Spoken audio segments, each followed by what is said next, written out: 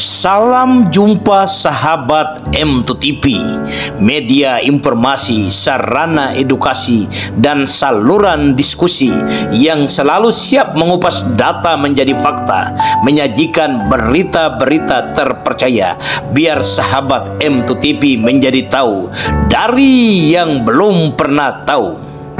Dan kali ini kami akan mengulas tentang Komisioner KPK berhak tolak Brigjen Endar.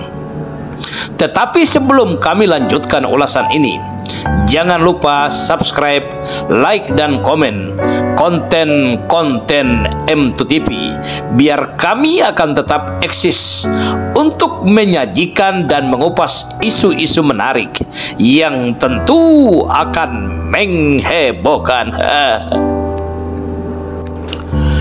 Media sosial sedang diramaikan dengan aksi sekelompok orang yang selalu memframing diri dan kelompok mereka seakan golongan manusia yang benar-benar suci, benar-benar bersih, serta satu-satunya kelompok yang dapat diandalkan oleh negara dalam pemberantasan korupsi di negeri ini. Mereka beramai-ramai melaporkan Ketua KPK ke Dewan Pengawas KPK. Mereka berusaha mencari-cari kesalahan Ketua KPK Firly Bahuri. Mereka mempublikasikan kesalahan itu, lalu menciptakan satu kondisi seakan-akan gedung KPK itu besok akan runtuh. Padahal hasil penelusuran M2TV ke gedung KPK semuanya baik-baik saja. Bahkan KPK semakin garang. Operasi tangkap tangan terhadap pejabat daerah yang menilap uang rakyat untuk persiapan suksesi jabatan tahun 2024 semakin menggila. Firly Bahuri selaku Ketua KPK seakan sedang menunjukkan kegarangannya. Lalu kelompok-kelompok SEOT yang terdiri dari mantan komisioner dan penyidik KPK ini ujung-ujungnya akan diam sendiri dan tidak ada apa-apanya. Kelompok yang diprakarsai oleh Saud Situmorang, Bambang Wijayanto, Abraham Somad, Novel Baswedan, dan Abdullah Heha Mahua semuanya memang mantan.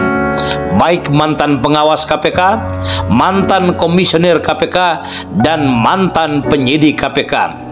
Bayangkan oleh kita jika melihat mantan pacar sedang bermesrahan dengan pacar barunya, sudah tentu ada cemburu yang pasti panas hati, dan oleh dan karena panas hati maka makan dan kerja pun tidak konsentrasi.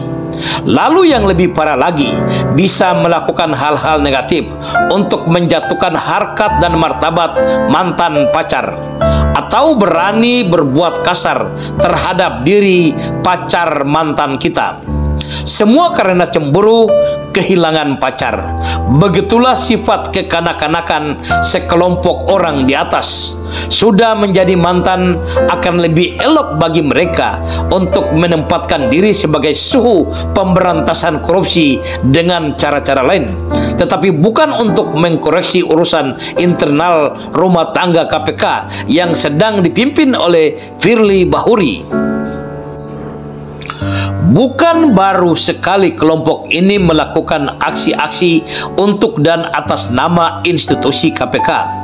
Sudah beberapa tahun ini mereka selalu getol melakukan publikasi progres pencapaian Komisi Pemberantasan Korupsi. Bahkan terkesan sudah mencampuri proses penyelidikan dan penyidikan KPK. Contoh kasus masih terdapat rekam jejak digital ketika ahli hukum pidana Profesor Romli Kartasasmita yang diundang KPK untuk diminta keterangannya selaku ahli hukum pidana dalam kasus Formula E yang melibatkan mantan Gubernur DKI Jakarta Anies Rashid Baswedan. Ketika Profesor Romli mempublikasikan sedikit data tentang perkembangan kasus Formula E, langsung saja Bambang Wijayanto, Saud Situmorang, dan kawan-kawan beramai-ramai melakukan pembelaan terhadap Anies Rashid Baswedan dengan berbagai dalil dan cara. Lalu Ketua KPK dikambing hitamkan seakan-akan Firly Bahuri memiliki kepentingan besar dalam kasus Formula E.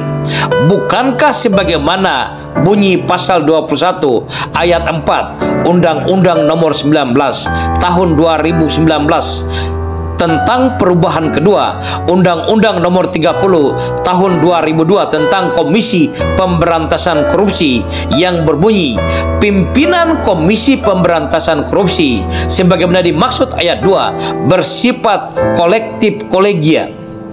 Apakah mereka tidak mengerti atau tidak mengetahui makna sesungguhnya kolektif kolegia adalah setiap kebijakan ditentukan dengan cara musyawarah untuk mencapai mufakat atau mekanisme pemungutan suara terbanyak. Lalu mengapa cuma Firly Bahuri, seorang ketua KPK yang selalu menjadi kambing hitam? Kasus terbaru yang kembali menjadi pintu masuk kelompok mantan ini adalah permasalahan pemberhentian Direktur Penyidikan KPK Brigjen Endar. Kembali Ketua KPK Firly Bahuri dijadikan kambing hitam tanpa pertimbangan berpikir dari kelompok sesat pikir ini.